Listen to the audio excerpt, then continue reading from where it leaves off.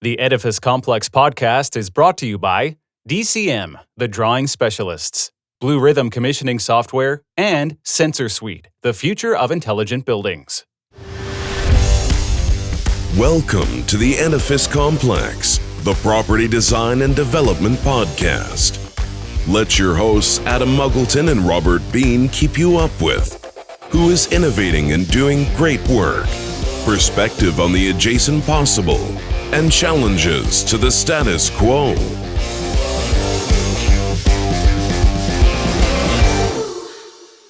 Welcome to the Edifice Complex. I'm Robert Bean, your co-host and unofficial mediator here with my colleague, official agitator, friend, and Yoda of most anything to do with buildings, Mr. Adam Muggleton. Say hello, Sir Yoda. Hello, Yoda. I'm excited today. Now, why am I excited? We're talking about stack effect. Well, stack effect, people say. We're talking about building pressurization, right? So it's something people don't talk about. It's something pretty fundamental. Just about most buildings get this wrong at high rise. So this is why our guest is on. Yeah. And today's guest is a principal and senior consultant with RWDI and supports their design teams with hard science that's necessary to make buildings safer, more energy efficient, more comfortable, and more inspiring. And some projects that he's worked on, just to put some perspective on this, is he's worked on the modification of the master plan of Masdar, the King of Abdullah University of Science and Technology in Saudi Arabia, Dulles International Airport in Washington, D.C., and we've all flown through there many, many times. And before that, he was a senior researcher for Stantec, working on ventilation strategies for large processes, steel production, which would be kind of interesting, and automobile assembly, using analytical and CFD modeling tools. So welcome to the show, Dr. Duncan Phillips. Thank you very much. Hi, gents. How are you both doing? Doing great. Good. Duncan, you jumped into engineering school at the University of Waterloo, one of Canada's most well-known, one of the most well-known engineering schools around the world, actually, with both feet, really. Started in 1983 and stayed there and worked your way through the PhD program For a while. 1997. What, you just said, hey, I got nothing to do for the next 8 or 9 years? And No, it's all good reasons. Tell us the story. All good reasons to be there. So, so when I was, just before I got to university, I went through the Quebec system where we have stadia, and I had a couple of really good professors who talked just in a language of physics that just clicked with me. It made sense. They were engaging. And so I kind of, at that point, was finishing off science and sort of went, well, okay, this engineering stuff sounds cool. Got accepted to the University of Waterloo. I'm not quite sure I'd get accepted now, but I got accepted to the University of Waterloo back then. And had some great professors there. And there was one in particular I remember. I don't think he particularly liked me, but I liked the way in which he presented the material. And he was a fluids professor. And so what ended up happening was, I got engaged in the way in which he presented it, and I now, when I talk to other students, or I talk to students today about my career path, I just say I'm a fluids guy, and it's because of this one professor and the way in which he sort of packaged the information and helped us learn it. It was great. So then after that, I'm not sure whether or not I thought the economy was going down or I was really enjoying this learning stuff, so I decided to do my master's. And I had a professor there who took me on, a different fellow, but took me on, and we had a really cool project. And what we were looking at was effectively contaminant transport in a room like this. Doesn't really matter what it looks like, but how do you measure it and model it and discuss it? And yes, you could do CFD, but people weren't doing the measurement side. And we had this idea about how we were going to be able to measure and just effectively watch airflow using concentrations. And so I did my master's and we sort of got some cool stuff and then decided to do a PhD. When I'd finished my PhD, which I got to say is a privilege apart from everything else, right? You get a chance to sit down and learn stuff you really want to learn. I then went to Stantec, and that's where sort of the idea of applying this mixing in rooms to spaces where people are just took off. So now in my role at RWDI, I'm involved in trying to help people understand how a contaminant moves and impacts people. And those contaminants may be something you think about in terms of a dust or a gaseous contaminant, or even these days, in the days of COVID, I've spent a lot of time thinking through and trying to help people on that. But heat is a contaminant when you want it cooler, right? So how do you manage heat? So that's how all that starts to play out. And so wrapping it full circle out, and when we start talking about stack effect is one of those things that's driven by a temperature difference. And I got there through this path of liking fluids and liking mixing and liking how things impact people. And now I arrive at a place where if someone's complaining about the building elevator not working, or it's whistling too loudly, that's stack effect, and that's exactly what I like doing. Yeah, that's cool. I don't think, most people in society really understand or appreciate the integration that occurs between architectural design, enclosure design, interior finishes, and particularly as those materials get assembled. And the higher up you go, the greater the driving forces. And it could be shortwave radiation, it could be temperature, it could be whatever the element is. And and now with COVID particularly, we are starting to see people question, why air quality is important, for example. Yeah. And we start talking to them about shortwave radiation and solar heat gain coefficients and synthetic carpets. And if you want something to break down like synthetics into a souffle of hydrocarbons, yeah. Right? Yeah. And so you can do all the filtration you like for particles, but you still haven't solved the hydrocarbon issues in the space, which are the odors and the things that cause people respiratory problems, right? That's right. And this is we're sort of going to head, that's a whole nother rabbit warren, right? Because people are being advised by some manufacturers to release things into the air to make it feel or smell fresher. Releasing something into a room to deal with something else in the room really isn't a good way of solving an air quality issue. Right. Yeah. Right? Candles and incense, right? Febreze. Covering a smell with a smell never works, right? Never. That's it. It might work as a temporary thing, but you don't know what your new smell is actually doing within the room. So if you sort of release ions into a room with VOCs, you get something else when the two of those mix together. And it's not clear what the health impacts of some of those really is. You're better off passing the air through a charcoal filter and just stripping out the nasty stuff you want to get rid of. It's kind of like trying to paint over a big hole in the wall. Eventually, that big hole is going to come back, and it may actually be bigger while you've not been able to see it. Same thing happens when you stuff something into a room to try and cover up some odor or some other issue in there. Yeah. Duncan, there's so much, obviously, we're going to have a lot to talk about today. Yeah, for sure. But why, here's a question for you. I mean, as engineers and as scientists, we have an eye for the geometry around us, and we see the forms and we see the glass, and we know people that are buying, these multi-million-dollar condominiums, and they have no second thoughts about, exposing their heirlooms, artifacts, collectibles to these damage functions. And yet those same people will spend hours inside of museums and not put the two and two together, that, museum curators don't expose heirlooms, artifacts, and collectibles to direct sunlight, and that things are controlled for that very reason. Why do people not have that connection? That's a really good question. I think there may be a bit of a philosophy in there too, right? What I do for my own stuff, or that piece of art that sits on my wall, it's not being exposed to damage the way that other person's art is exposed to damage on the wall, right? It's the do as I say, not as I do. So maybe you expect to go into a museum and you see that nice piece of art that's protected by a case, or even at one point we were even looking at a wash of perfectly clean air that had been filtered several times at the right temperatures, the right humidity. You can protect a piece of art by passing something across it. I think I saw an article once on Michelangelo's David. The statue is protected by an air shower. People sort of see that, but don't really apply that to what they've got in their own space. Yeah.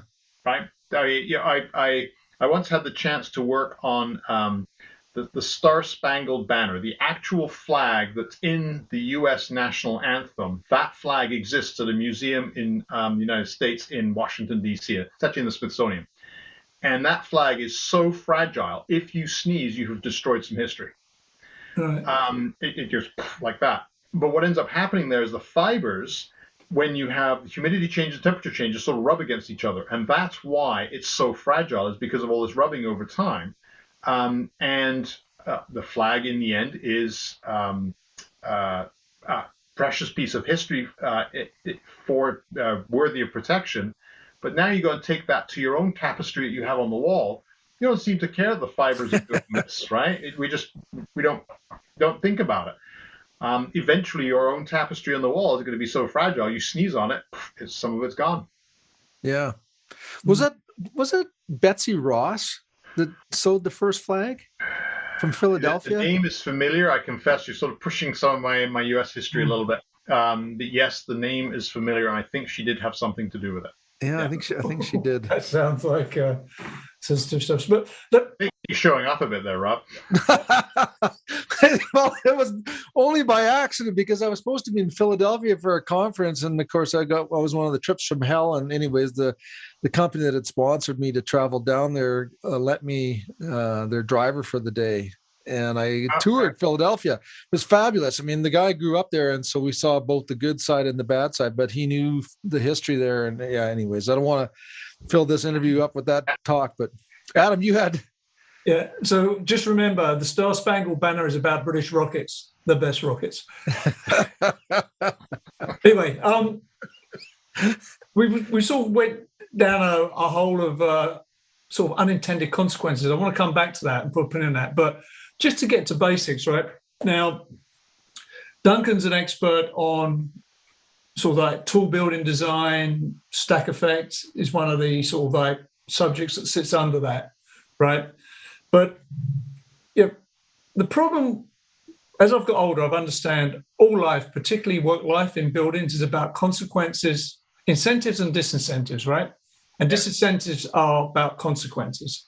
And the problem with getting HVAC design, building pressurization design wrong, the consequences are super low. No one loses their engineering license or gets sued for having the building pressurization wrong, right? So just basic building pressurization, I would say, let me be generous, 5 out of 10 buildings are not pressurized properly at any moment in time due to various factors: bad design, bad maintenance, bad operation, right? All right, now on a low rise, the consequences are more filters, more energy, bad experience. But when you go to a high rise, and then you have staircase pressurization and stack effect is an issue, or just going up and down the elevators, things start becoming a bit more serious, and the consequences can be serious, right? So the extreme consequences, there's a fire event, and for whatever reason, the staircase pressurization doesn't operate, people can't get out, or it doesn't pressurize, and ultimately someone could die or get badly hurt, right? And the consequences there are horrendous. So I just don't understand why this subject, like building pressurization, and particularly with the vast number of high-rise buildings going on now, is just not a more important discussed subject. And there's even layers on that, because some of the knowledge that people have about building design for taller buildings. So let's sort of define that there's different types of tall buildings, and some organizations define a tall building as more than 4 stories. Well, in my mind, if you can walk up it in less than 2 minutes, it's not a tall building. Great. Tall building, 17, 20 stories. At that point, legs start to feel it. That we start to qualify as a tall building. But most of the knowledge we have is based upon buildings that are sort of on average 20 to 30 stories. And a lot of the codes are written to sort of basically say, well, it seemed to work for that height. And now we're just going to treat a 60-story building as 230s and a 90-story building as 330s. And it doesn't work like that. Because what ends up happening is what the forces on a 30-story building are actually not that great. But when you take it up to 90, they can be enormous to the point where you cannot open a door, as you said, Adam. Yeah. What ends up happening is the pressures inside the building that are driven exclusively by stack effect, and we should probably describe that for a moment, for people in a moment, are strong enough that it can just anchor the door closed. Yeah. I will say that I actually think that maybe there's not so much litigation and lawsuits over building pressurization. And I think that's because a lot of times when there is a problem, it's demonstrated to be through design, it gets resolved out of court. And I know of a couple of cases that I've worked on in the last couple of years where there has been a resolution solved outside of court. Once you described it, some hard physics was applied to the problem. We understood what the issues were. People came to understand how the circumstances got set up and who was responsible for fixing the solution. So Right. Fixing the solution means you got to pay some money. Yeah. And anytime you're fixing stack effect after the building's built, that's always expensive. So if we take a step back for a moment, right? So for the easiest way to think of stack effect is that I've got a tall building and it's warm. So we're going to talk about a cold climate for a moment. We'll flip around and talk about a hot climate. But for a cold climate, I got a tall building and it's warm. That means the density of the air is a certain density. So there's a certain weight in the entire height of the building of air. If you stacked all the weight of all that air on top of itself, you'd end up with a number here and you can weigh it. Now let's go outside. And outside, the air is colder. It's more dense. It's actually heavier. And so if you stick a scale underneath this weight of air, what ends up happening is this stuff is heavier outside than it is inside. And so if you now connect this heavy air outside with this not so heavy air inside, what ends up happening is that the air wants to slip through and go into that door. And so what ends up happening is conservation of mass. We can't have air going into a building forever, so air leaves the top of the building. So that's what ends up actually happening. So stack effect, people think of it as a buoyancy-driven issue. They're not denying that hot air goes up, but it's actually not buoyancy. It's more about the height and the weight of the air outside and the height of the weight of the air inside and how they connect to the front of the door. And so air wants to slip from outside and go inside, and then it has to come out the top again. So that's actually what stack effect is. Displacement. Think about, well, what are all the ways it could get up a building? It can go up elevator shafts, it can go up stairwells, it can go up risers where we put ducts and piping and internet cables and all the other stuff. That's why we get those whooshes of air and that whistling and humming in buildings, is because that air is squeaking its way through cracks to get back up. It wants to go to the top of the building. I was taught to visualize this as like a YouTube, like an old YouTube manometer.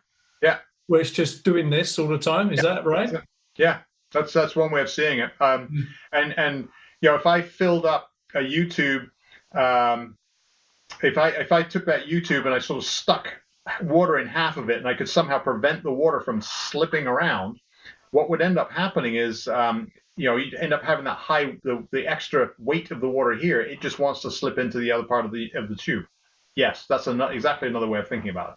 And people need to. So I have to have a visual. That's my thing. People that are listening, the new or the students that are going to be graduating soon and maybe entering into the engineering field. I mean, the consequences of some of this stuff are the fire exits get blocked simply because of the pressure. People cannot get out. Yeah. So there's I have two slides in one of my presentations on indoor air quality, and one of them is at the bottom of it's a parkade, fourth level parkade in a 34-story building. Yeah. And the pressure differential is so great that it took, and I'm not exactly a small guy, and it took all my power just to open the door. If you were disabled or in a wheelchair or anything like that, you're screwed. You're done. Yeah. And the flow of air was from the parkade into the elevator shaft. Well, you think about what's in a parkade in terms of toxicants, right? And that ends up in the elevator shaft. Well, so then we get into the building, and again, so people need to understand the power of this stuff. We went up, halfway up the building. I think it was the 20th floor, something like that.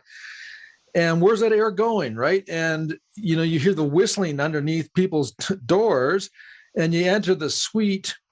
No fans are on, right? So there's no exhaust, kitchen exhaust fans are on, no bathroom fans are on, no laundry vents are on, but you see this streaking at the grills on the balconies outside. Yeah. And what's happening is the air is entering from the parquet, going up the elevator shaft, exiting into the hallways, going underneath the door, pressurizing the unit, and then forcing the air out through the weakest points, which is the ducts. No fans, right? And so this is the stuff that happens. And of course, the concern that we have today, and there's been a couple cases, has to do with transmission of viruses, right? Yeah. So if we have, Yep. And so sidebar discussion here, That's Duncan. a whole other path, because there are requirements on what you are ideally allowed or not supposed to do in a building in terms of ventilation, about allowing air from a corridor to go into a unit, and whether or not the unit should be self-sufficient. That's a whole other can of worms. Right. So let's just put this into numbers for people. So people go, oh, this stack effect thing, that can't really be that strong. Well, in a sort of let's say a 70-story building, the stack effect on a cold day, and then you could pick sort of a Toronto weather or Chicago weather, or somewhere in the sort of Calgary, anywhere sort of along that sort of, let's say, the U.S.-Canadian border, we're going to see temperatures somewhere around minus 18 degrees Celsius, which is 0 Fahrenheit-ish. And the sorts of pressure you get in a 70-story building can be on the order of, just driven by stack effect, half an inch. And so to put that in perspective, what that means on a door is, if I try to open a standard door and try and literally pull it open, the force that I have to pull the door handle with is associated with that pressure, and simple numbers says that we exceed the recommended limit. Well, actually, it's not even a recommended limit. We exceed the limit that's established by governing bodies of 30 pounds. If it takes more than 30 pounds to open a door, you've exceeded the threshold that's allowed. It doesn't take much in terms of stack effect to blow away that limit easily. Yeah. So I've been involved in a building where we were sort of doing some diagnosis work, and it took two of us to close a door. And the pressure on that door was so 200 pascals, and it was a big door, so a huge door. It took two of us to close it, and even then we had our hands on the door frame and we're pushing. It was not just like a little, we're going to pull it. It was hard work to close it. And the other fellow had one of those suction cups hooked up to the glass, so he could yank on the glass, because I was grabbing hold of the handle full time. Wow. That was nuts, absolutely nuts. So if there was a fire under that colder condition, someone would have struggled to leave that space. Yeah. Right. That's this is what fundamentally, this is one of the things that blows my mind. I mean, I've been in sort of the built environment sector for nearly 40 years now, and the fact that this is a life safety system we're talking about, right? This is getting people out in one piece, not getting burnt or smoke inhalation. Yeah. And I've tested numerous systems like this in the last 40 years, and not one of them has worked properly first time. Not a single one. Yeah. It's taken like adjustments, fixes, sticky tape, WD-40 spray, everything had to be thrown at these things to make them work. Yeah, it does. And when you are commissioning, and you've seen it, right? Because as a commissioning agent, you get to see all sorts of different kinds of systems. We actually recommend that the building can be commissioned in summer and winter, because the settings are going to be totally different. Yeah, great idea. You should run the building totally different. If you can't manage stack effect well in the winter, then it's going to be a miserable existence for people who live in that building in the winter. And yeah. I do know mechanical engineers who are very careful to say stack effect is best controlled through architecture. Meanwhile, the architects will say stack effect is best controlled through the mechanical system. Yeah. And then the elevator team will say, well, it always appears at the elevators, but it's got nothing to do with the elevators. So it's almost like this whole stack effect thing is, well, I don't want to deal with it. I don't know. No one wants to deal with it, but it's going to be there because the building's there. So everybody needs to jump onto the team bandwagon and start figuring out how to deal with it.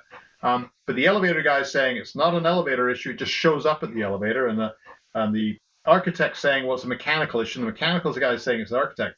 That's everybody sort of giving up. Seeing that. So one way to get rid of it in elevators is have the elevators as an exterior device, right? That's right. It is. My grandmother's walk-up flat. She lived in London. Had an exterior elevator. Yeah. You solve the problem. But you can put that elevator inside the building. You just need to make it at the same temperature as outside. So remember, I sort of said the weight of the air outside is different from the weight of the air inside the elevator shaft. Well, if you make the weight of the air in the elevator shaft the same, then there's no driving force. But you then have all the other risers. So remember, we talked about the risers for the power right? risers. So all the other stuff gets stairwell. So you have to sort of take a holistic view of it, and you can't just say, "Ta-da! We'll make all the elevators the same temperature as outside. And we're done." You're actually not, because now you've set up different stack effects. So we sometimes describe stack effect as sort of like that little kid who's sort of sticking his finger in the dam to try and stop the thing from leaking. And if you get the big hole in the dam, and then you sort of, another one will show up. And so you got to stick your finger in that one. And that's the way stack effect works. So we're back to, if you want to design stack effect away, you need a more holistic full building approach. I've seen people go and seal a door up. Okay, we're going to seal this door really well.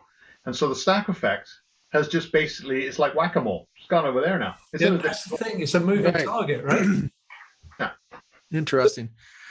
So are we being more proactive in designs now than we were in the past? I remember sitting in conversations with Steve, Rick, and Straub, and they were talking a lot about stack effect, and compartmentalization was the solution. But are we seeing architects and engineers apply these principles to reduce the effect of stack effect? It's getting better. There's a lot more architects who would like to have the owners or the developers of a building bring a stack effect consultant on board right at the beginning to start talking about it, because it will impact the building, and whether or not that's through something as simple as the elevators are literally too noisy, and the noise being generated as air is passing through the elevator cracks exceeds the indoor recommended noise limits. People can't sleep because of the noise in the elevators. That's one aspect. Another aspect is just the energy demand. Because you've got this air that wants to race in the bottom of the building, zip up the top, come out top, we're losing energy. There's an enormous energy impact. I was involved in one building where the developer designed, or had a building designed. The bottom was a hotel and the top was condos. And the developer kept the hotel at the bottom. They sold off the condo. They handed over to a condo corporal. The condos are owned individually by the unit, by the occupants or whomever. But they kept the bottom, and they had a stack effect issue, and they were floored when we sort of let them know that, well, yeah, you've got a stack effect problem. Part of the issue is the bottom of the building, but also the rest of the top of the building, and you're paying to heat the air that everybody else is getting. The developer at the bottom of the building was paying for all of the energy use, all that stack effect. They were floored. They'd never even thought about it. Yeah. And that was not a design flaw. It's a lack of attention to the issue. Yeah, because everyone was designing their little piece of the building. No one was joining it together, right? That's right. You've got to approach it from a holistic perspective, right? You've got to sort of see all the holes in the dam, and then sort of go, okay, which are the most important holes, and which are the ones I won't be able to solve? How do I have a backup plan for the rest of those holes? Yeah, you've got to approach it from a stepping back and going at it. Yeah, one of my theories is, I mean, a lot of high rise is residential, and residential, unfortunately, is the bottom of the food chain in property development, and it's the most rule of thumb copy paste design out there, right?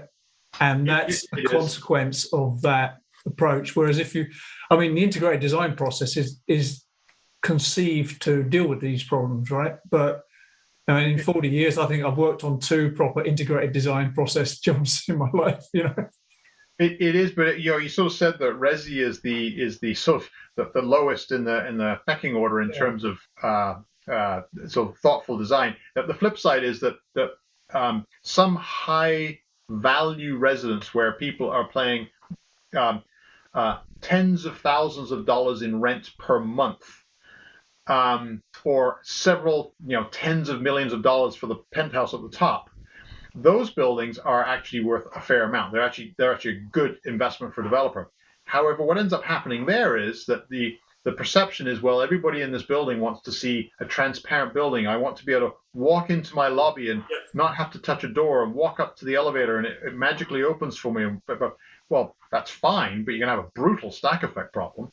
Yeah. So we've seen some of these high value resis where the doors are basically 2 sheets of glass that come together, but they don't really. There's sort of a good ½ inch or a centimeter in between. There's a gap. And air is just racing through that. I mean, the only benefit to that is if you sort of took a wind turbine, you stuck a wind turbine behind it and capture some energy from it. Right? That's the only thing you got going for you there. Whereas if you put a proper door there, one that actually closes and seals, you'd actually have a better chance of managing stack effect. I'm fascinated by that building in New York where the I think you guys were there, so I'll be careful what I say here. It was, what was it? Hang on, I'm just looking at it. It's for the Slender Condo, 432 Park, New York City.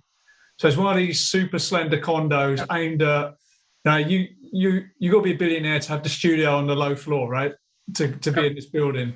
And I've been watching it, and what I see is that it's a high-end condo for super wealthy, high net worth people.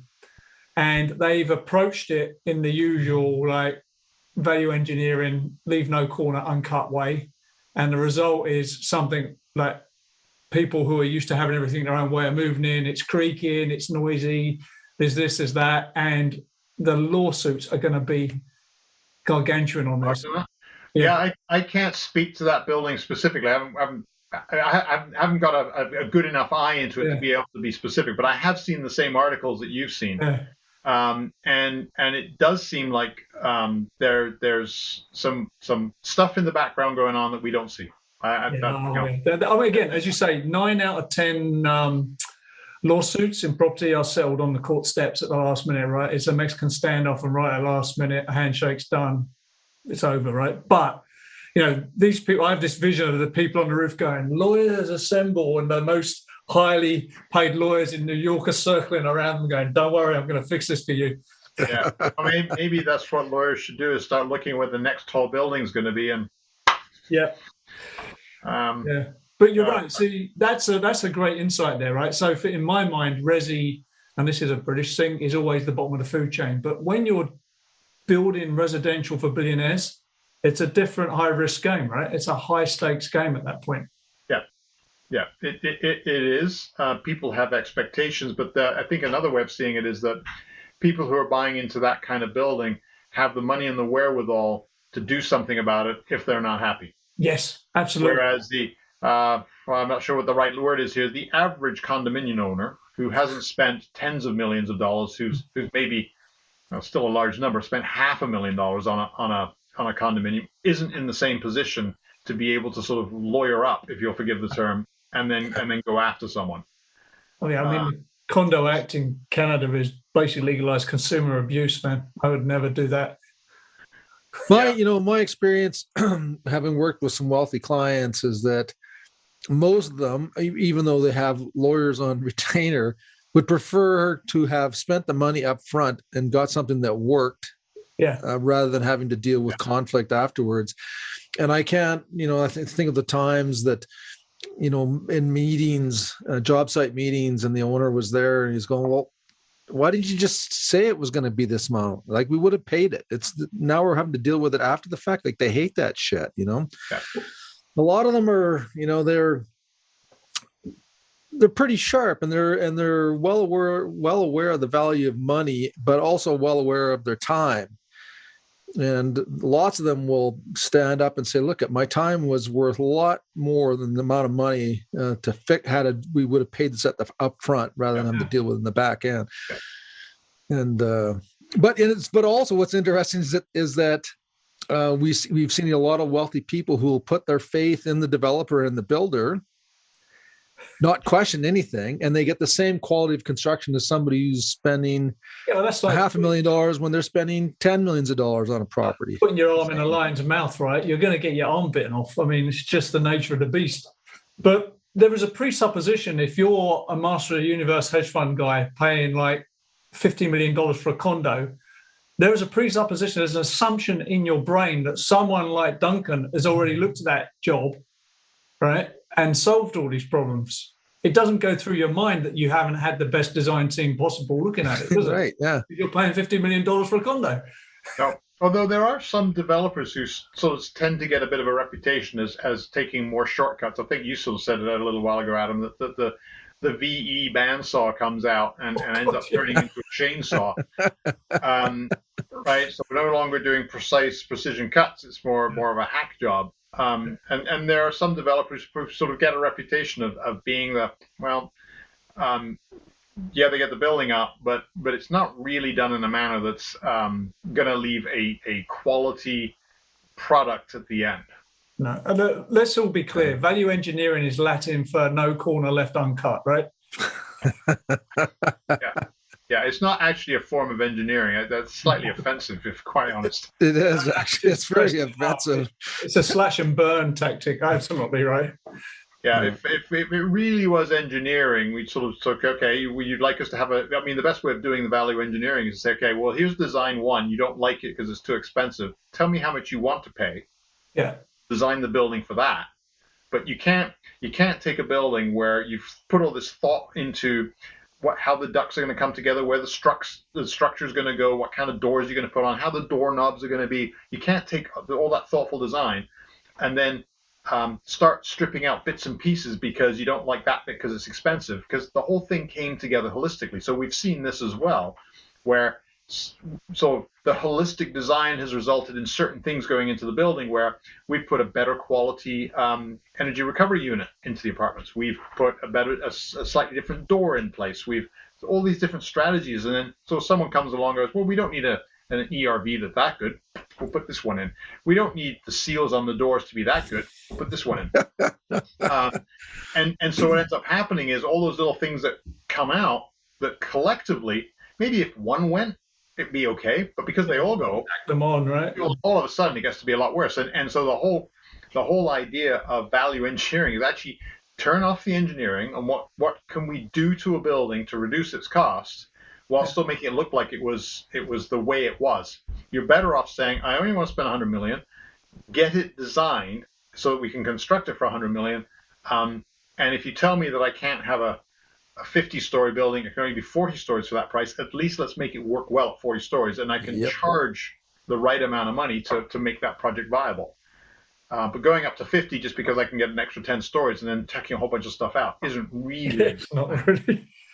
Yeah, that reminds me of a project that we had, and we worked with the the owner hand in hand actually throughout the whole design project, including the enclosure itself and the architecture. And we did that because we wanted to simplify the mechanical system.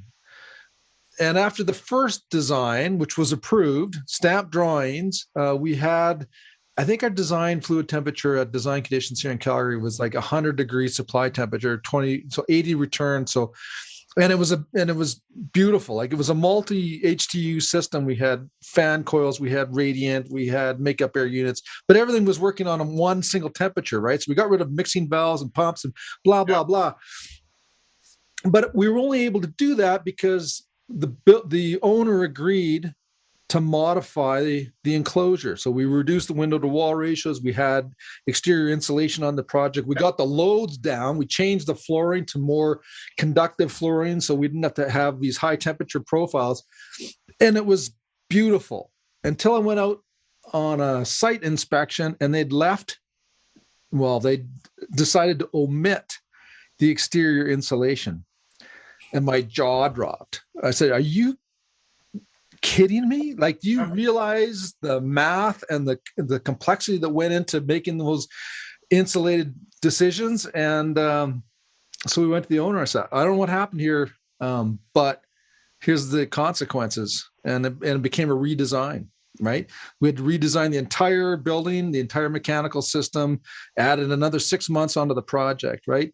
So here's the lesson to those that are listening, the students that are coming out of school, or even the young engineers practitioners, is that, you know, when you put all your heart and soul into a design, find a way to lock that door if you can, because somebody will try to value out somewhere, somehow. They'll try to mess with it, and it'll be a headache for you. Yeah, or it's a note on a drawing. Hey, Little bubble, point to this. You remove this at your own risk, right? So if take this out, the building is stuffed. yeah.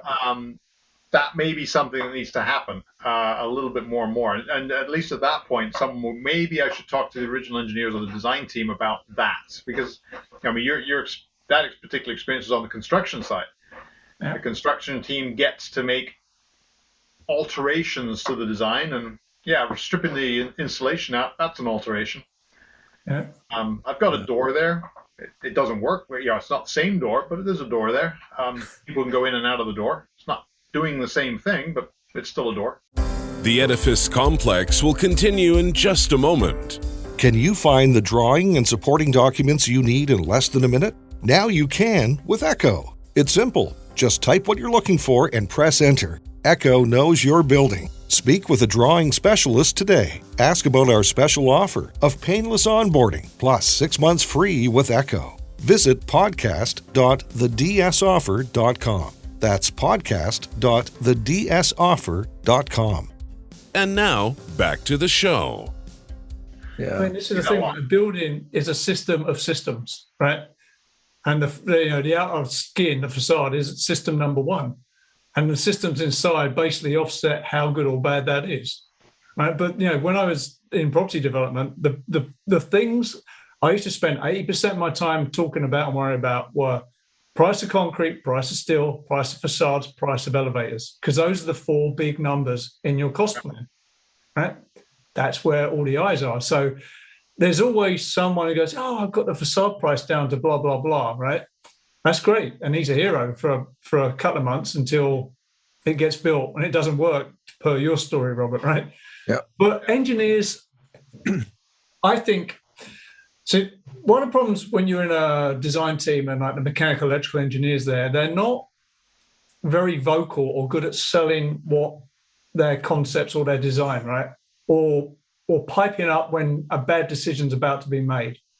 So, if you're in that room and someone's talking about knocking the facade cost down by 3% by going to a different U value here, and the mechanical engineer, like a Peter Rungy type person, has got to jump and say, that's great, knock yourself out. But just so you know, the consequences are this, and this, right? And someone's got to be able to say that. Now, to be fair, some architects don't let you do that, So they are villains, by the way. Anyone listening? We can say names. Genie Gang. The Aqua Tower in Chicago.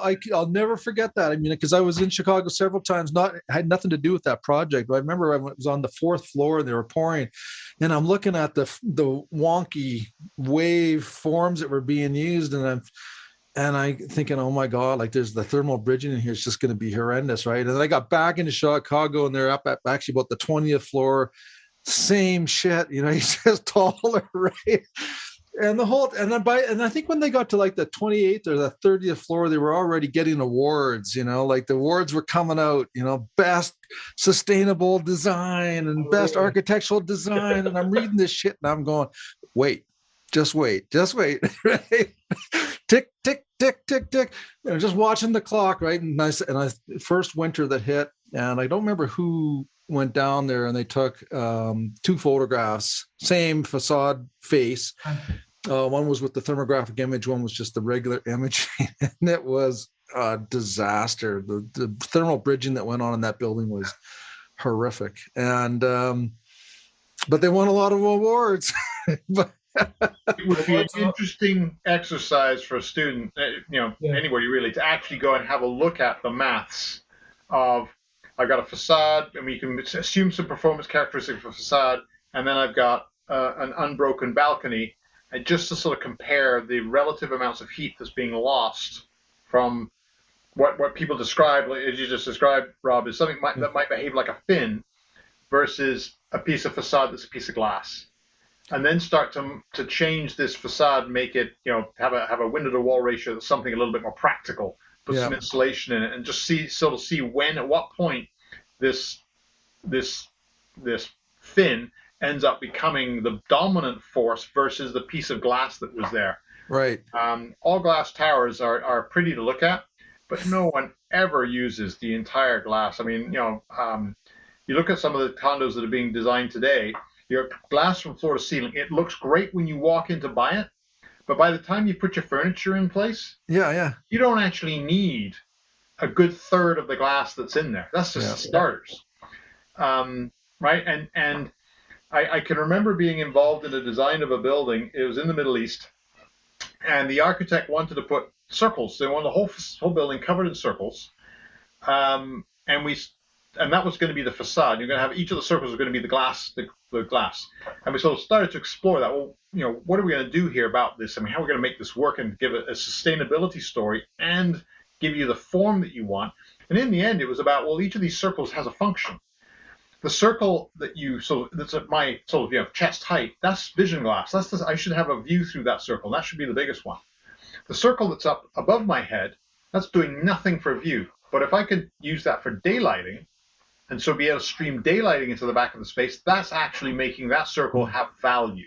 Mm-hmm. And then the circle at the ground, the only way that circle at the ground is going to do anything is if I could somehow arrange it so the view through it allows me to see something going on at the ground as I approach the wall.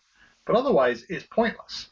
Yeah. So we ended up actually coming up with a reason for every single one of the circles that was there, because we're now still saying, okay, we've got vision glass, people got a view up there, we're going to daylighting, and the whole thing could work. But floor to ceiling, and we got a window to wall ratio. That's the other thing. We got a window to wall ratio that made sense. Yeah. But just floor to ceiling glass, that doesn't work. That doesn't work. So here's a question for you, Duncan. Why do we see that? Like, I mean, we know this stuff.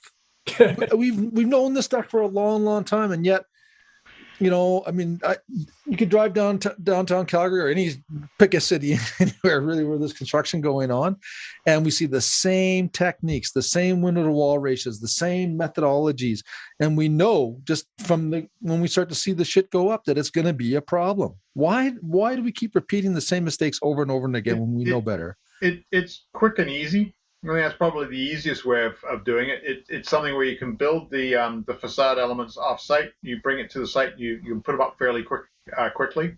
That's why it tends to be all glass. It also looks good, right? But if you actually start thinking about it, it's sort of someone is listening to this podcast and thinks to himself, I like those kind of condos. Here's the thing to think about. When the lights go out in your building, and lights always go out in the building, there'll always be an opportunity for lights to go out, or the air conditioning fails. The fact that you've got floor-to-ceiling glass may actually be have a crippling impact on your enjoyment of your unit, because there's no ability for you to store heat in the winter or store coolth in the summer, because it's just going to get sucked out through that glass. Mm. There was a building I'm aware of that was designed using passive house techniques. And so passive house has a whole bunch of requirements, among them a window to wall ratio and really good insulation.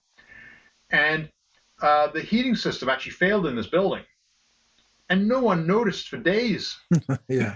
In the middle of winter. Yep. That's a building that you want to live in, right? Yeah.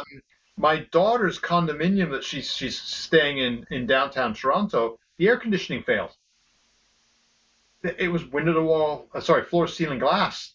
There was no respite, and it was a good thing it happened during a cooler part of the summer, because it took them weeks to get parts in to fix the air conditioning.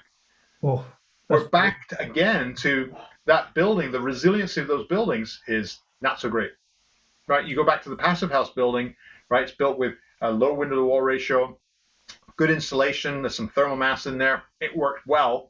And it would work out well under the circumstances where the air conditioning fails too, because it keeps the solar energy out. So so we're back to, Rob, your question, why are we still building? I have no idea, because we know the lessons. I spent a fair amount of time trying to talk architects into designing something that looks like my 1950s house. I live in a house in the 1950s. And I've got this nice overhang over the windows. The windows are right sized. And in the winter, I get lots of sunlight streaming in. In the summer, I have good shade from the overhang. Works great. And then a little modern twist, because we're not quite oriented north-south, we're actually rotated so the south, what is the south side, faces a little bit east. The back of the house sees sun in the summer. So I actually put thermal windows in the back to prevent sunlight coming in. In the front of the house, I have windows to allow sunlight to come in. At the back, I don't, because I know the only time the sun's at the back is in the summer, and that's the last time I actually need thermal energy coming in. So I actually, it blew the window contractor away. Why do you want these windows there and those? Here's why. Show them just. It didn't even need much of any mass. It was sort of like just show them a little picture and so say, here's where the sun comes in the summer. You got it immediately. But that's just simple design stuff, right? Just thinking through what is this building experience. Yeah, people need to understand that, even high performance glass, like in Canada, for example, triple pane, argon filled, fiberglass frame, whatever, the inside surface temperature of that glass can easily hit 100 degrees in the summertime. Yeah. Well, if you've got, 100% window to wall ratio, and the aluminum frames do nothing, you've basically got a radiator, that you're trying to cool down. And listen, man, shadings and external blinds, that's step one, right? Yeah, keep the shortwave off the building. But no, I want to say though, if you have aluminum frames, they do actually do something useful in the winter. If you're thirsty, you can go because there'll be all this condensation on them. If you're a little parched, that's a great place to go for more. Just to get sort of philosophical here, I mean, the sort of principles we're talking about here have been known since Roman times, right? Romans, the best engineers with spears ever. But I think, and this is just my sort of philosophy on it, because we're just coming out of a period of super abundant, cheap energy, it made us sort of arrogant where we thought, I don't care about the sun. We'll just build it and we'll put the AC on and it'll be fine, right? Yeah. And I think we're moving out of that period now where it's not acceptable to do that. But the problem is we're still in a period where first cost principles are basically driving every design decision. That means the supply chain drives design. Last few design jobs I got involved in a long time ago, I got so fed up in the end because everyone's in there doing the Kumbaya, we're going to be green.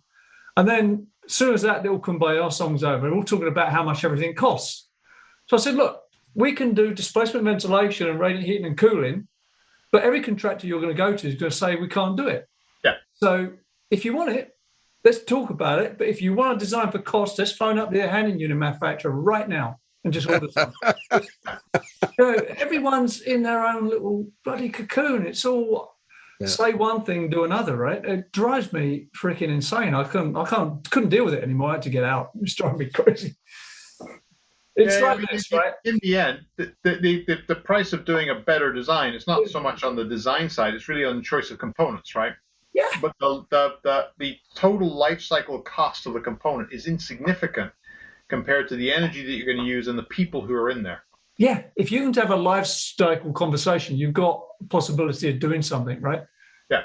Yeah. But So universities have learned lessons about building buildings in the 80s and the 90s that maybe weren't so great in terms of energy. They've learned their lesson. Yeah. And we get a lot better building these days at any owner and institution that actually keeps their buildings for a long period of time. Yeah, those are the people you've really got to target. Because if you're, I don't know, university and you're running that campus for the next 50, 100 years, right, it matters to you. That's right. Right. Yeah. And that's where you can really get value into the conversation. But, if someone's putting up the condo block to sell, that's a hard conversation. That's a hard right. And what's the ratio? There's 1 to 10 to 100. Like $1 in construction costs, 10 in operating costs, and 100 in people costs. Is that right? Something like that, right? Yeah. And so anytime you can improve the enclosure, or anytime you can improve the indoor environment through the enclosure and the architecture, and get even a small increase in productivity, whatever, 2%. Right. If you take a tall, like I say, a 30-story office tower and get 2% productivity increase, that makes the energy bill look like belly button lint. Like it's so it's but people don't think about that in those terms, right? But we need the people to understand that. We're starting to see it a little bit more with some businesses are becoming better tenants in their own buildings. They're starting to advocate for themselves, right? So I don't know. Let's pick a hypothetical example. I'm a big bank. I've got a building full of my employees. I've got my employees trying to write software and set up systems to make my customers happier. If my customers are happier, I make more money. And the only way I can get that to work is if my employees are happy. well, I'm putting them into a building that's noisy and smelly and puts people to sleep because there's not enough ventilation. I could do that. I could be that kind of bank, or I could be the kind of bank which excites its employees. I've got these cool spaces for them to go work in. People like going into the building because they feel like the building is a low energy building. Which set of employees do you want to have working for you? It's not difficult. So the fact that some corporate tenants are becoming more advocating harder for themselves, it gives me a little bit of hope that they actually see the value in making sure their team is efficient and as effective as possible. Yeah. And that's the environment you're in. Yeah. Tenants and clients that are informed is what you want, right? You want someone who understands that, building pressurization matters to my energy bill, right? As well as the comfort of the people. Whenever you stand in a hotel in Dubai and the outlets have got condensation on, that building is negatively pressurized, right? And that's probably because the filters haven't been changed in 2 years. It's not difficult stuff. You know what I mean? Yep, it's not. You and I've stayed in some different hotels across the Middle East. Yeah, there's all sorts of different ways in which that can help. We started this talking about stack effect. I was actually in a hotel in Dubai where the gymnasium was on the top floor. It was summer. For those who haven't been there, temperatures that approach 50 degrees Celsius with a very high humidity level. Oppressive is a word that you could use to describe it. And so I'm pounding away on the treadmill at the top of the building. And so remember when we talk about stack effect, inside the building, the air is cooler than outside. So the weight of the air inside the building is now more than outside. Air wants to come in the top of the building. So every time someone goes out to the pool deck from the gymnasium, the door opens, there's this slug of hot air that comes in and wafts over all of the people doing cardiovascular work. And it's kind of like, oh, God, all of a sudden it becomes oppressive. The door closes and the ventilation system chugs away to try and recover. And it takes 4 or 5 minutes. And then it feels better. And that same turkey who just went out to the pool deck disguised that he needs a towel and he comes back in. Another slug of cold air. Just brutal. Absolutely brutal. The reason why I'm laughing is because there's an element in academia that have been promoting this term allostesia. I don't know if you're familiar with the term, but it's basically when you come in, when you're outside and you're hot and it's oppressive, and then you go into an air conditioning building, that change in thermal experience is pleasant. And the word for that is allostesia. And so there is an element in the world of ASHRAE Standard 55 and ISO 7730 that they're trying to I gotta choose my words carefully here. Let's just they're trying to integrate that into design. Oh, really? In that case, that group of individuals hasn't sat on a treadmill putting out 13 METs. Exactly. Well, that's what we're trying to. I mean, sometimes when you're, God bless academics. I mean, there's no doubt about it. We need academics, and they bring a lot to the table. But sometimes you just need somebody like Peter Simmons. That's where we started. Yeah, that's how we started it, right? We're smart people that have practical experience because, the concept of having these thermal delights of the change in temperatures, there is a benefit to that. There is something stimulating about that, but you can't function in that for any length of time. Like, it's just not going to happen. And as you pointed out, if you're in a high MET rate activity, it becomes even worse, right? So, Well, I mean, that's a whole other talk for maybe that's another podcast, because I don't know the number of hotels I've been into where the gymnasium ventilation system has just been abysmal. Yeah. Just not designed for allowing anybody to do any sort of exercise with some sort of, heat output. Just terrible. Underventilated, so it's smelly, high humidity levels from people sweating in there, not the right temperature, not the right air movement. I could go on. And, Yeah, I think California is the only state that I've been in a hotel room where they actually tell you that you're in a bad environment. Like, I remember going in there, getting on the bike, and I had my head down, my headphones were on, and I don't know what my MET rate was at, but and then I looked up and there was a sign there warning under California code, whatever it is, just be advised that this room has been constructed with cancer-causing materials. Breathe deep.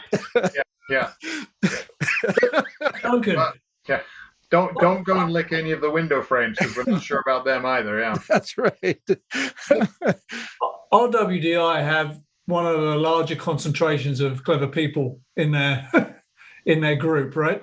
Well, that's very kind of you. I like to think that I might be aspiring into that crowd. Yeah. No, I think I would say with high confidence that this is a true statement. Now, also, I know RWDI sort of are a bit more research oriented than most engineering firms, let's say. So do you have any sort of rough idea of, now we've been talking about the downsides of stack effect and building pressurization. Do you know if there's any sort of like numbers you could throw out on the energy cost to that? I do. And there's the trouble with it is that there's an awful large number of assumptions that you have to make. Yeah, absolutely. I know this is like ballpark. That's for everyone listening. And so what ends up happening is the energy cost of stack effect is not so massive that it's going to drive decisions on its own. Right. However, it's large enough that if you sort of want your building to, let's go back to you want your building to be passively resilient. Right, so the power goes out, the air conditioning goes off, whatever it is. If you want your building to be passively resilient, you absolutely need to take care of stack effect. And some buildings are a lot worse in stack effect than others. So back to, it's not like it's 10-20% of your energy cost, but if you have a failure of your system somewhere, stack effect is going to make you know about it a lot quicker. Yeah, and heighten the consequences, presumably. That's right. Yeah, that's right. So we've talked about sort of Dubai. Stair shafts in Dubai, if they get too hot, no one's going to be able to escape through that stair shaft when it's 40 degrees, because it will become oppressively hot and prevent people from being able to run down the stairs. In North America, in Toronto, Calgary, Chicago, if a stairwell gets too cold, and I've seen this, and the water pipes freeze in there because the air is coming from the parking garage into the stairwell, and the stairwell is where the pipes are for the fire suppression system. If the pipes freeze, you've got no water to put out a fire in the building.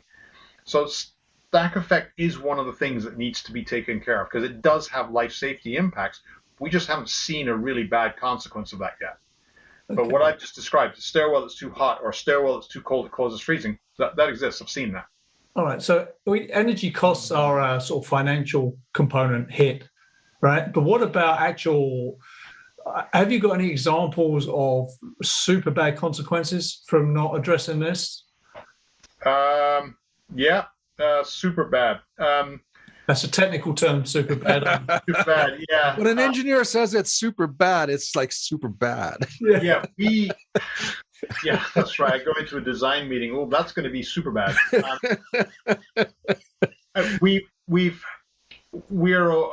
I'm aware of cases where doors slamming has caused injury.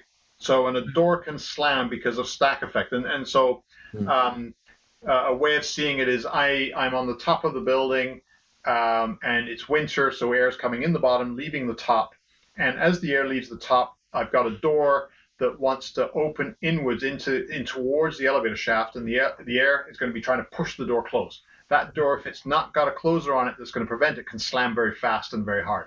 Yeah, the reverse is also true. I've got a unit door that leads onto a corridor, and I open it into my unit away from the elevator at the top of the building again. That door can all of a sudden surprise you by opening very quickly because the force on it is hundreds of pounds. It's not like it's an insignificant weight.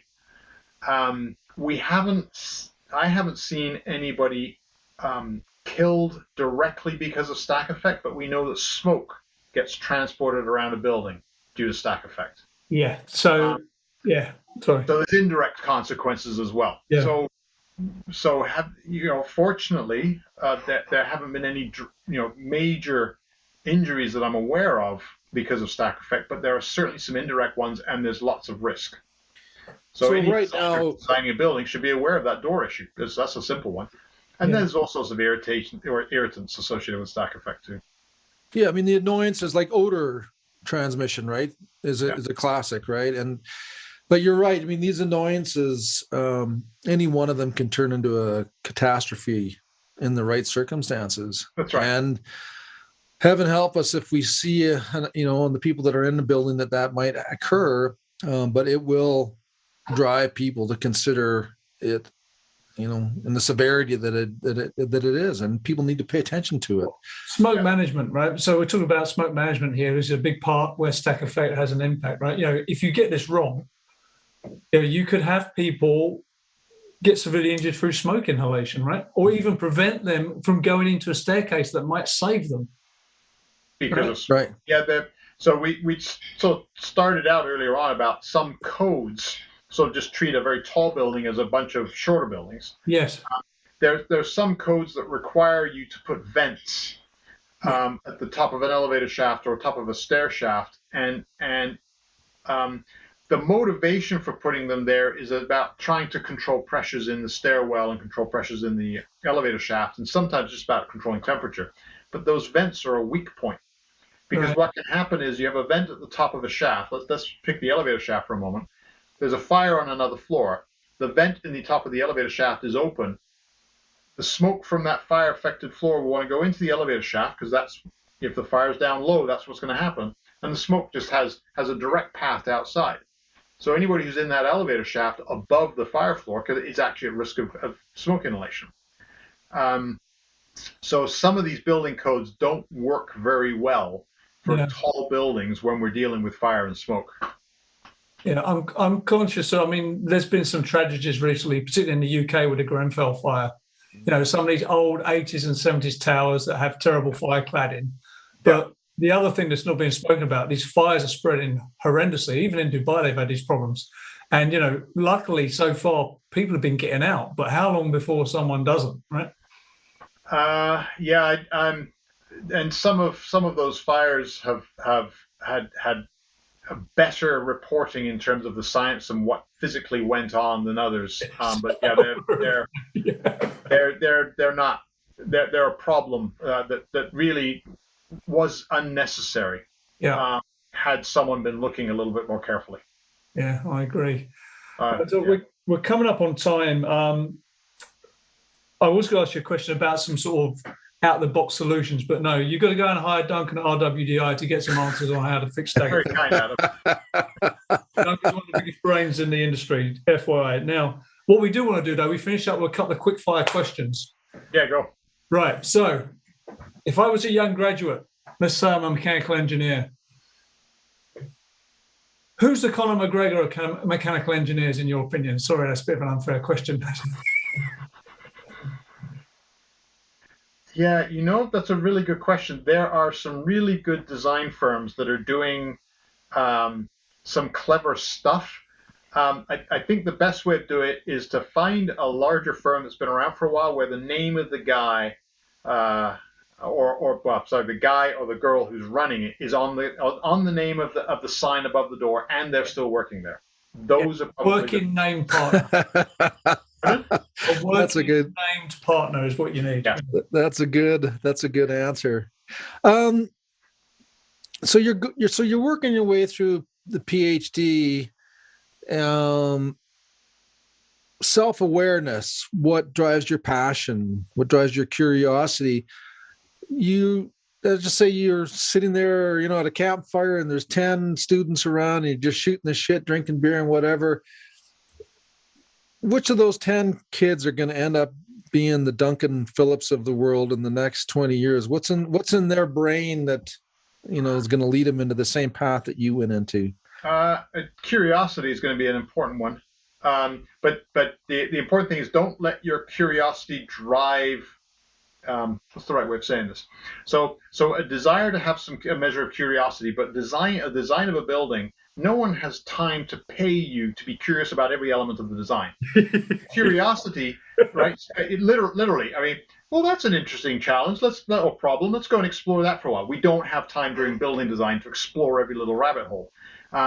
But be curious about what other people are recommending and why. And so learn through that process. So the curiosity is about learning along the way. So you got to learn, and learning can come from the person who walks in the door on her first day as an engineer. That individual can still teach you something, as opposed to the person with the gray hair who's been there 30 years. They're both going to be able to teach you something, and don't ever dismiss the junior engineer who's just walked in, because they may have a life experience or seen something or have a particular technical background that's going to teach you something. So that's important. I kind of like to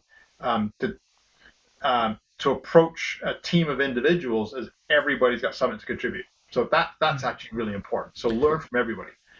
Second one is find the piece of science and physics that actually really interests you. If you're a chemical engineer and you like things that go boom, okay, explore combustion, right? If you're an electrical engineer and you like battery technology, go that route. And if you're a fluids person and you get jazzed up about fluid dynamics, buildings are one of the best places to go. And the reason why buildings are the best place to go is it's so difficult and complicated.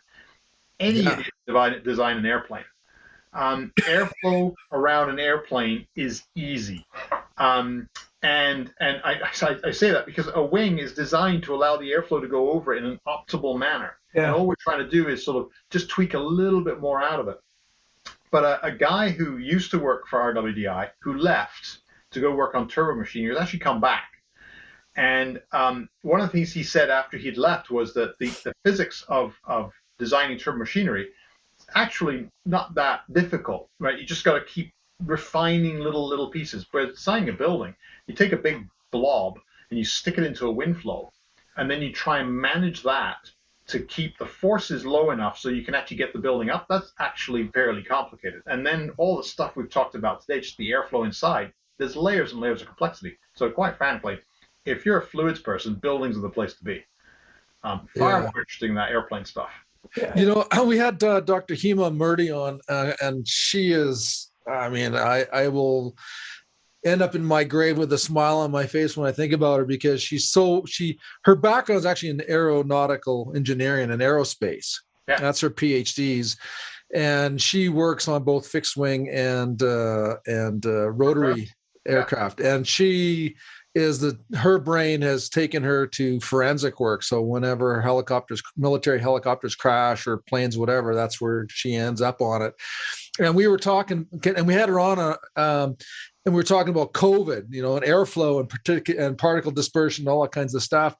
And that's exactly what she said. Duncan. She said, you know, when we're designing wings at whatever from Mach 1 or Mach 2, it's easy shit. Everything's stable at those high speeds. We know what works and what doesn't work. Where it gets really tricky is when we're in low flow, low velocity, you know, mixed flow, turbulent, laminar, and that's where the problems occur. Yeah. Oh yeah. When you're flying along at so 800, 900 kilometers per hour, you don't want the thing to be wobbling. You want that thing to be rock steady. And that's what aerodynamics does, rock steady at this speed. But when you're sort of a lot slower and it's wobbly, that one's more exciting. Well, yeah, and she was talking like you could be in a restaurant and you could have a menu in front of you, right? And as soon as you do this with the menu, you've changed the airflow around you. Yeah. You have a waiter or a waitress that walks by. All of a sudden, you've changed all of these things. And so there's so many variables that it becomes a really complex problem. And when these people are doing modeling virus transmissions in a laboratory, for that set of circumstances, your results are true. But take that into the real world, and all of a sudden everything falls apart, you know? Yeah. At that point, you have to start working with statistics. What's the probability of this event happening, and what's the range of possible outcomes? Yeah. The range of possible outcomes is really important. So your waiter walking through a restaurant. Another way of seeing that is the high-speed train that passes you by on a platform. And then you're standing on the platform, the high-speed train goes by. The wake at the front of the train is relatively well organized. It's just a bow wave that's going to push out. Right. As the side of the train passes by, it's a continuous airspeed as it passes by. You get to the back of the train, you will end up having the tail of the train flap backwards and forwards, and that's actually probably the most dangerous part of the wake of the train moving. is because it's so random. You may get whacked as the weight goes one way, and then it's gone the other way, and then it comes back and gets you. Yeah. So that waiter who's walking through a restaurant, you don't have to worry about the sort of weight in front of them. It's the weight behind them that's going to sort of disturb your dinner or move virus from one person's table to another table, or cigarette smoke from one area to another area. Yeah. The physics of those kind of blockages is actually really interesting. It's back to buildings, right? Yeah, that's right, because buildings are more uncontrollable variables, right? Yes. So many interactions. You'll never get bored. If you love science, again, message for students. Yeah. The building industry, architectural engineering, you'll forever be challenged if you want. Far more interesting. Yeah. Absolutely. Okay, Duncan, well, look, that is great. Thank you so much for coming on. And thanks, Duncan. For everyone, RWDI, big brain company for the big brain people. Get over there and get a job if you can. Yeah. Take care, everybody. Okay, take care. Cheers. The Edifice Complex will continue in just a moment. Adam, it's time to thank some people who are on our side. Blue Rhythm Commissioning Software. Blue Rhythm is the commissioning software I've been looking for. Most projects I consult on suffer from poor information and document management. Frankly, it's just chaos out there. Blue Rhythm removes this chaos. It is a secure, always available cloud solution designed to work on any computer, tablet, or smartphone. Their Android and iOS apps allow seamless transition between online and offline work. But what I like most about Blue Rhythm is their painless and fast onboarding process. Our team will bring all your existing forms and checklists into Blue Rhythm for you, or you can use or adapt their pre-built, pre-functional and functional performance test sheet templates. But it's more than that. It enables collaboration, automation, and easy planning and project management for all your projects.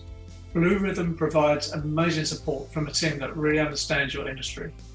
To find out more, go to bluerhythm.com or call country code +1 612 460 8305. Also, you can hear from Blue Rhythm President Andy Martin on episode 26 of the Edifice Complex podcast. Robert, are we there yet? I'm bored. Adam, I know it's hard to believe, but the future has finally arrived in Canada. How's that then? Well, smart remote building and equipment management is now available from SensorSuite. Go on. SensorSuite, yep, they're an innovative smart building technology. We like them. They can monitor, control, and optimize anything in your building, saving you time and energy. You mean SensorSuite are moving Canadian buildings into the 21st century? Yeah, I know, another hard thing to believe, but they're doing it, and they're saving owners money with efficiency gains. Okay, I'm in. How do I find out more? Got to go to sensorsuite.com or call 1-855-773-6767. And also check out the July 2020 episode of the Edifice Complex podcast and listen to SensorSuite CEO Glenn Spry. And now, back to the show. Another awesome interview. Duncan's a pretty interesting guy, right? And he's great. So pretty humble. I attended his webinar on Stack Effect, and it was really good. I recommend it to anyone who wants to take it. Yes, it's technical, but it's not. So there's two types of technical teachers, right? Those who sit there and try and explain to you how clever they are using, jargon and language. And then those that actually teach you. So Duncan's firmly in that. He is really accessible in how he explains complex subjects. He did a great job considering it was a webinar. And he didn't disappoint me because, Stack Effect is something very few people talk about. It's a bit of a stuffy engineering subject, but he is an acknowledged expert on it and he does know what he's doing. There's no question about that in my mind. Yeah. It has major consequences. And, while we were chatting with him and I was thinking about, the difference between an annoyance and a consequence and, a big deep breath, because it's just a matter of time, right? Where we see the consequences, catastrophe that might occur because of bad design or not paying attention to the effects of stack effect. And yeah, it's a ticking time bomb really in buildings. As much as I don't want to see anyone get hurt, it will fascinate me when it does happen. Like, heaven forbid, there's a fire, people get caught, something doesn't work, right? And then there will be a legal battle, right? Someone has to get the bullet in the head and take responsibility for it. So is it going to be the authority having jurisdiction who accepted it? Is it going to be the FM people who didn't maintain it? Is it going to be the designer who didn't design it properly, or the constructor who didn't build it? There are 4 people in the dock. Someone has to get the bullet in the head and pay and go to jail, right? Who's it going to be? That will be a fascinating legal battle, because arguably everybody's guilty in that chain, right? Maybe they all go down. Who knows? Yeah. When you think about when a plane crashes, right, which easily has, well, I mean, there's less people on a plane than there is in some of these buildings, but, you know, a plane crash and the investigation that goes on into it and the consequences from that are huge, you know, but they always learn from it. And, you know, the aviation industry has done a pretty good job of fixing these issues, whether it's technology based or pilot error or whatever it is. Ground error, it can be ground crew error as well. Fuel, for example, right? Yeah. Not fueling a plane right. We haven't seen that in buildings, you know, but the potentials are there. You know, we've seen more plane crashes than building failures, but in terms of catastrophic failures, but they do happen. But if we saw that more, why the airline industry or aerospace is better at it? Because they do it publicly, right? The public inquiry, there's independent investigators, right? And so there's obviously a lot of attention because of that, and it's a public forum, and then there is a result announced, good, bad, or indifferent. At least you know how it went, right? And there's a lesson learned that gets taken back into the industry. Unfortunately, the property industry is super opaque when things go wrong, and there's all sorts of side deals and golf days and and handshakes, and you rarely see that level of inquiry done in a public space. I agree. And I don't know what the answer is, but only legislation would push that into the public realm, unfortunately. Yeah. I love this answer to my question and yours. You both answers were great. His answer reminds me of that. I think it was a Teo saying or something like that. And he was somebody that's got a lot of wisdom and no money. And that is that, you know, when the student is ready, the teacher will appear. And he was saying, like, you know, anybody that crosses your path, young engineer, woman, man, out of school, they all have something to teach, and don't discount anybody that crosses your world, because you can learn from everybody, you know? Yeah, I love that. I wrote down his thing, like, for your curiosity, like, curiosity matters, it can lead to mastery, right? Because you need to maintain that curiosity as you go through your career. Yeah, for sure. How can I be better? How can I do this? Why does that happen? Right? Curiosity is a really underappreciated factor, I think, in terms of driving yourself to excellence and mastery in something. I really like that. And obviously follow your interest, right? You know, I love that. If you like things that blow up, be careful. I think, you know, the curiosity thing is kind of an interesting thing, because I don't think there's ever an end to curiosity. One bit of information takes you to another place, and then so on and so forth. And you can take it as far as you really want to go. You know, I think, like, back in my own career, when I sold my business in 2000 or whenever it was, and it was curiosity about why, when we designed spaces, the codes and standards, that people still complained, you know. Well, so the question was why. Like, we did everything that we thought we were supposed to be doing right, and yet people still complain. And so that curiosity led me to the studying human physiology and psychology. And I realized, well, that's the problem. We don't teach people, you know, our designers, about these human factor designs. And then one thing just led to another, you know, and it was the curiosity that drove the learning. And so it's a really powerful. Is that a characteristic? Is that a personal character? What is that? I think that's an internal factor. So it's a personal trait, right? So some people are just not curious, right? They're happy to, like this. My dad would call it blinkered thinking, right? You're just looking forward. You're never looking around you. And if that's how you are, that's great. But if you're like that and then you get to 50 and you're upset you're not doing anything creative, you know, don't be surprised. Yeah. Well, it's interesting too, right? Because I mean, I think some people have the ability. It's Maslow's hierarchy of needs. I mean, you get to the top, self-actualization. Within that is curiosity, but I think curiosity also drives you up. Well, there's intellectual curiosity and curiosity in general. I think you need both to really drive yourself to excellence and mastery in something. Mm-hmm. So it's an algebra of brain power plus interest plus curiosity. It leads you to mastery, but it's not a short journey; it's a long journey, right? Absolutely, yeah. We're talking about like Peter Simmons, who's sort of in semi-retirement now. Now he's a master of his domain, his realm. He commands the domain he operates in. But that was a long journey, right? Of education and degrees and research and projects. But he drove through that to get where he is, right? To be one of the top engineers in the world, probably, in my opinion. You know, if I was young, starting out now, I'd model myself on Peter Simmons. That guy is as clever as a guy with three heads, right? And has delivered projects like no one's business, right? Well, like, you know, I talked about academia and academics in the interview, and you know, in many ways, the curiosity that they have got them to that place. You know, they're the professors and the researchers, and then the teaching. And as you know, and any teacher knows, is that, you know, most of a lot of the knowledge that you gain is actually gained by teaching somebody who challenges you in your knowledge. Richard Feynman theory, right? If you can't teach it, you don't know it.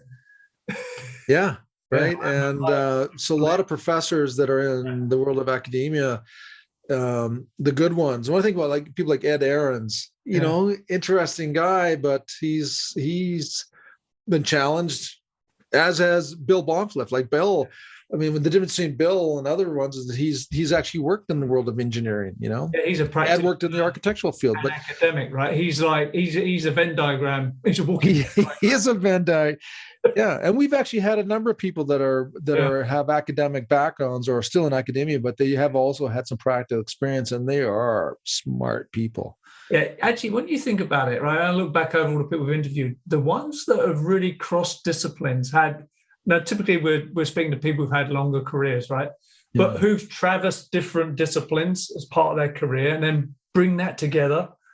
That's because then you're getting out of your little silo, right? You're getting out of your channel thinking. You know, like take Bill, right? You know, architectural engineer, academic. You push that together, you got quite an effective worldview there, right? To deal with. Yeah. And Marcel is the same way, Harmon, right? His ability to take architecture and anthropology, you know, to understand society, civilization, and where that fits into the bigger, like that's an interesting brain to have, right? So when we first interviewed him, I thought, anthropology, get out of here. But at the end of it, I was all in, man. Yeah, totally. Yeah, because that's a lateral thought, right? That's a lateral connection that you can bring in, like biophilic designers. No one bring that in, right? Yeah. You know, well, and what's cool about it? So, like, I mean, the science solutions exist. Yeah. Right. The math and the physics and the thermodynamics, he has a grasp of that. But in order for society and civilization to jump on board that sail ship, you know, the science sail ship, you have to understand culture, and you have to understand how people think and how they can be influenced. And my God, it's a huge science. And he understands that, you know? Yeah. So that's a takeaway, right? If you're young or undergraduate or early in your career, yes, you need mastery in your chosen subject, but you've also got to have knowledge of adjacent subjects to be really effective, right? You can't just be that one-trick pony who can size electrical cables like a boss.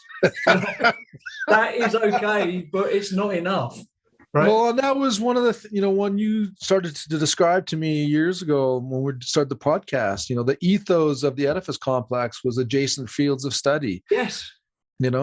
And it's proven true through and through everybody that we've had on, especially the high achievers. Like these guys and girls, come at it from a whole bunch of different places. So when you interview people like Duncan and Peter Simmons, and most people interview, I always feel a bit shabby because they've done this, that, and the other. I think, oh, bloody hell, what have I done? Well, you have to have a pretty strong ego and confidence to talk to people, because I am in awe. I mean, I look through the people that we've interviewed, and I just, my God, like the trajectories that these people were on, and some of them, had the little zigs and zags here and there, but to get to where they were at the top of their fields and recognized for their work and the contributions that they've made, it's huge. It's big stuff, But there's the one thing you should all take away from this is the built environment or engineering in general is a massive field, and there is something in there somewhere for you, right? Yeah. You will have a great career and an interesting intellectual life if you go down this rabbit hole, right? There is something in there for you, I promise. Right? If you like things that block, become a chemical engineer. I love that. That could be that's a t-shirt, right? Yeah, totally. Well, when you asked him this question, he said, well, look, try to find a job where the partnership, the letters on the door, right? That person is still there working. Name partner who's at his desk working. That's the dude or girl you want to be. That's why he said, just mentor me. Yeah, well, that's like when you're buying stocks in a company, you're looking at shareholders, and if the people that are operating the business are also the biggest shareholders, that says something. Yeah, they're engaged, man. They got some skin in the game. They got some skin in the game, absolutely. And if you can't find a job working for those firms, well, still get a job, but don't stop looking for those individuals that can mentor you.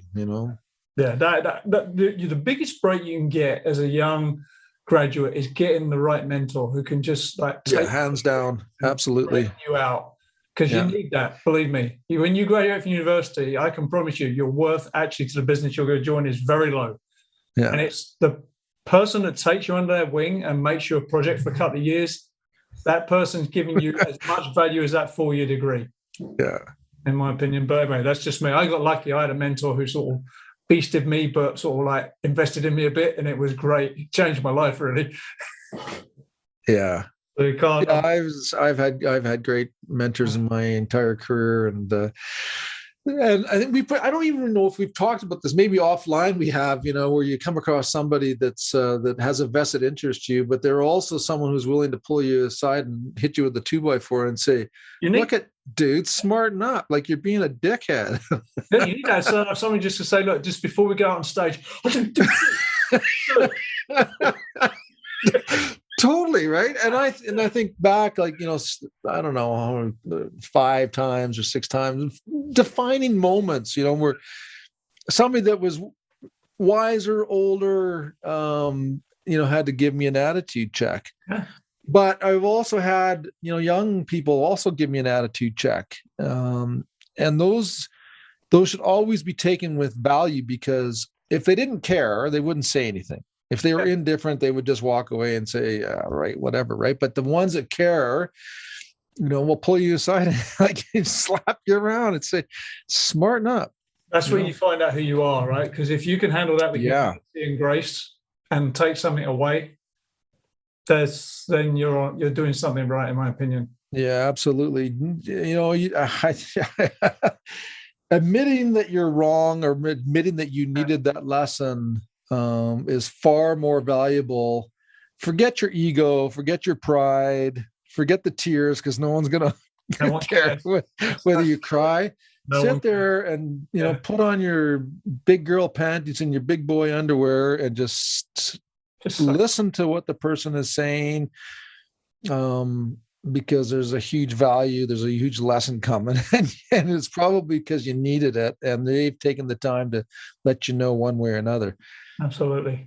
Yeah. Okay, man. So if we're finishing on humility and grace, that's a good place.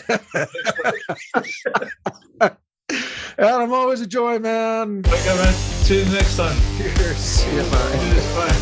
You've been listening to the Edifice Complex podcast with Adam Muggleton and Robert Bean. To access show notes for this episode, visit edificecomplexpodcast.com. If you have enjoyed this podcast, please leave us a review on iTunes. See you next time.